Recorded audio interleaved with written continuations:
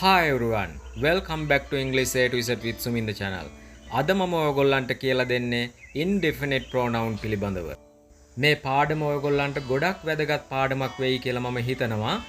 එහෙමනම් subscribe කරලා නැති අය මතක් කරලා channel එකත් subscribe කරන්න, මතක් කරලා අනිත් අයටත් බලන්න share කරන්න, bell icon එකත් all දාගන්න. එහෙමනම් අපි පාඩමට යමු. An indefinite pronoun also replaces a noun in a sentence, but does not refer to a specific person or a thing.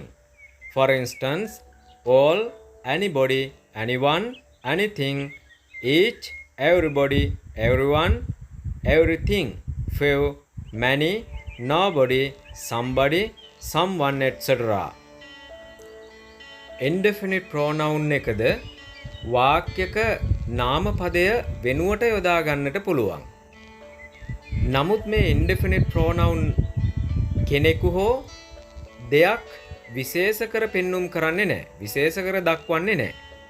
ඇත්තටම මෙතනින් කරන්නේ මේ pronoun වලින් කරන්නේ වෙන මොනවත් නෙමෙයි. මම ඕගොල්ලන්ට මීට කලින් පාඩමක් අරගෙන ආව definite pronoun පිළිබඳව. මේ definite pronoun වලින් කලේ මොකද්ද? this, that, these, those. උදාහරණයක් විදිහට this is my friend, මේ ඉන්නේ මගේ යහළුවා.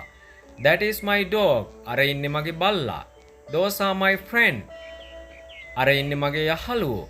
මෙන්න මේ විදිහට නියම කරලා පෙන්වීමක් කරා. ඇත්තටම මෙතනදී මෙහෙම වෙන්නේ නැහැ.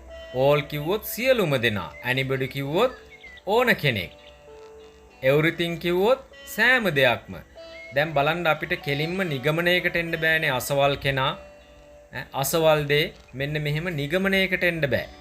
මෙන්න මේ නිසා මේවට කියනවා indefinite pronoun, නියම කොට නොදක්වන සර්වනාම පද කියලා. හොඳයි, අපි ඉදිරියට යමු තවත් පැහැදිලි කරගන්න.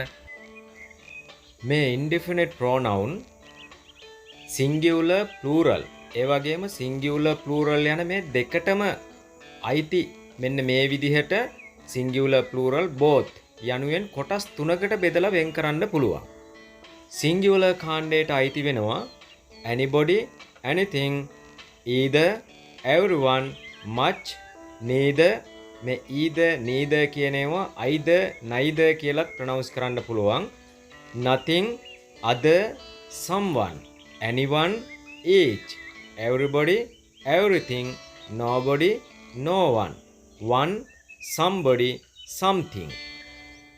දැන් මේ වගේ දැන් everything කියන ඒවත් බහුවචන වගේ අපිට පෙනුනට මේවා group විදිහට එක ගොඩකට දාලායි කතා කරන්නේ.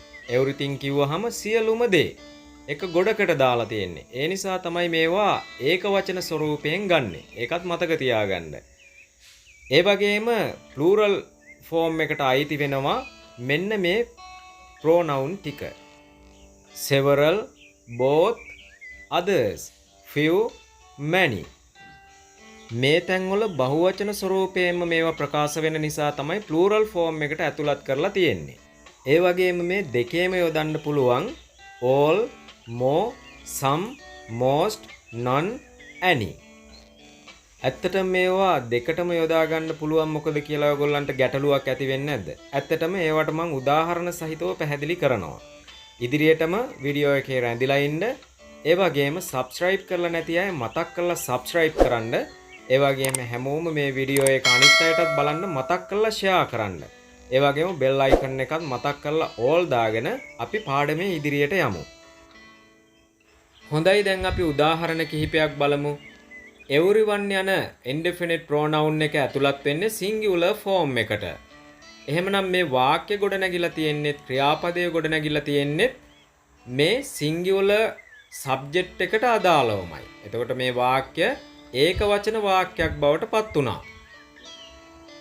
everyone was looking at her. හැමෝම ඇය දෙස බලමින් සිටියා. අන්න was යෙදුනා, ඒක වචන ස්වරූපයෙන් වාක්‍ය ගොඩ නැගුණා. plural form එකේ only few know the history of this place. ඔන්න few කියන්නේ plural form එකක්. ඒ නිසා no කියන එකත් ඒක වචන ස්වරූපයෙන්ම තිබ්බා. knows කියලා singular form එක නෙමේ, no කියලා plural form එක. හොඳයි, දැන් අපි බලමු මේ දෙකේම යෙදෙන්නේ කොහොමද කියලා. singular plural යන දෙකේම මේ indefinite pronoun යෙදෙන්නේ කොහොමද කියලා. Aren't you all coming for the party? ඔයගොල්ලෝ සියලු දෙනාම පාටියට පැමිණෙන්නේ නැද්ද? දැන් බලන්න මෙතන all කියන මේ indefinite pronoun එක භාවිතා කරලා තියෙන්නේ බහුවචන ස්වරූපයෙන්. ඒ නිසා අයිති වෙන්නේ බහුවචන වලටනේ. බහුවචන සබ්ජෙක්ට් එකකට තමයි යන උපකාරක ක්‍රියාපදය යොදන්නේ. එහෙමනම් මෙතන all යන මේ indefinite pronoun එක බහුවචන සබ්ජෙක්ට් එකක් විදිහට අරගෙන ක්‍රියාපදයේ යොදලා තියෙනවා. Right, next one. All of this is mine. මේ සියලුම දේ මගේ. දැන් බලන්න මෙතන is යෙදෙන්නේ ඒකවචන ස්වරූපයටනේ. එහෙනම් සබ්ජෙක්ට් එක ඒකවචන ස්වරූපයෙන් තමයි මෙතන all අරගෙන තියෙන්නේ. මීට ඉහතින් එකේ all බහුවචන ස්වරූපයෙන් ගත්තා. මෙතන all ඒකවචන ස්වරූපයෙන් අරගෙන ක්‍රියාපදයක් ඒකවචනයෙන්ම තැබුවා. දැන් මම පැහැදිලි කරලා දෙන්නම් ඇත්තටම මේකේ රහස මොකක්ද කියලා. දැන් ඕගොල්ලන්ට මෙතන දැක ගන්න තියෙනවා මම වාක්‍ය කිහිපයක් පෙන්눔 කරලා තියෙනවා.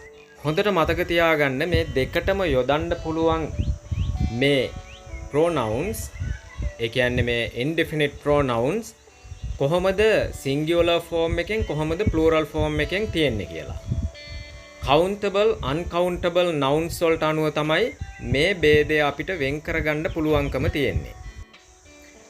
Most of the books are interesting. බොහෝ පොත් රසවත්.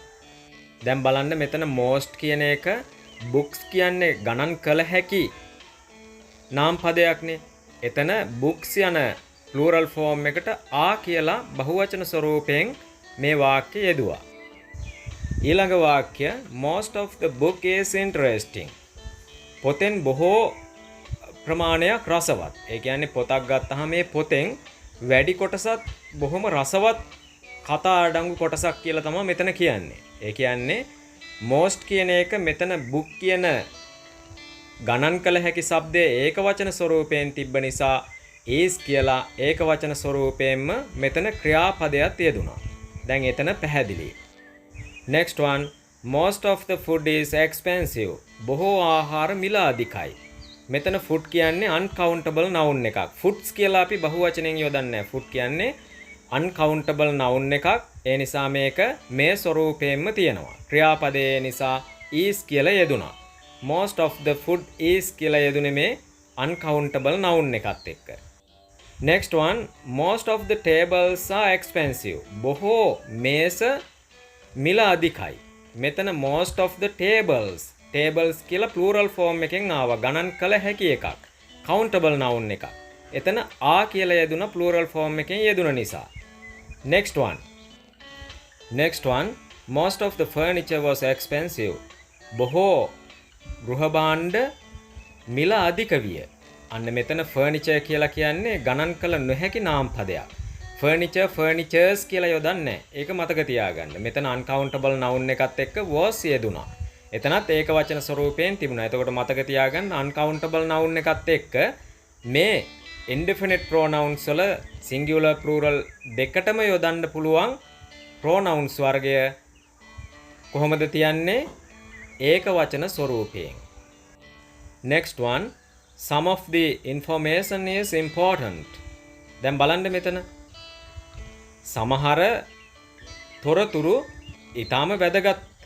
මෙතන තොරතුරු කියන එක information කියන එක uncountable noun එකක්. ඒක plural form එක එහෙම වෙන් කරන්නේ නැහැ. information කියලා තමයි තියෙන්නේ. uncountable noun එකක් නිසා is යෙදුණා. countable noun සහ non-countable noun පිළිබඳව මම ඉදිරියට පාඩමක් අරගෙන එනවා. දැනට ඔයගොල්ලෝ මතක තියාගන්න කොහොමද මේ countable noun සහ non-countable noun සමග යෙදෙන්නේ කියලා. Some of the books are important. දැන් මෙතන බලන්න book කියන්නේ countable noun එකක්. ඒ නිසා මෙතන book කියන countable noun එක plural form එකෙන් තිබ්බ නිසා ක්‍රියාපදයක් බහුවචන ස්වරූපයෙන්ම කියලා තැබුවා. මේ book කියන එක ඒකවචන ස්වරූපයෙන් තිබ්බනම් ඒ කියන්නේ countable noun එකක් ඒකවචන ස්වරූපයෙන් තිබ්බොත් එතන ක්‍රියාපදය යොදන්නේ ඒකවචන ස්වරූපයෙන්මයි is කියලා. දැන් මෙතන කියලා යෙදුන plural form එක නිසා. ඒ වගේම තමයි non countable noun සමග යෙදෙන්නේ ඒක වචන ස්වරූපයෙන් කියලාත් මතක තියාගන්න. දැන් මං හිතනවා පැහැදිලි කියලා singular plural දෙකේම යොදන්න පුළුවන් indefinite pronoun සමග වාක්‍ය ගොඩනගද්දී ඔයගොල්ලෝ මෙන්න මේ ක්‍රමවේදය ඉගෙනගෙන හොඳට ස්ටඩි කරලා මෙන්න මේ ආකාරයට යොදන්න පුරුදු වෙන්න. එහෙමනම් මං හිතනවා දැන් indefinite pronoun පිළිබඳව ඔයගොල්ලන්ට විශාල අවබෝධයක් ලැබෙන්න ඇති කියලා. එහෙමනම් ඔයගොල්ලෝ මේ පාඩම හොඳට තව ස්ටඩි කරන්න. Tamanට ඇති වෙන ගැටලු නැවත නැවත පොත්පත් පරිහරණය කරලා හොඳට අවබෝධ කරගන්න ඔයගොල්ලන්ට හොඳ ගමනක් තියෙයි. එහෙමනම් මං අද හෙටම ඔයගොල්ලන්ට තවත් pronoun පාඩමක් අරගෙන එනවා. මතක් කරලා subscribe කරලා නැති අය channel එක subscribe කරන්න, අනිත් අයටත් බලන්න share කරන්න, bell icon එකත් මතක් කරලා all දාගන්න. එහෙමනම් see you in the next video.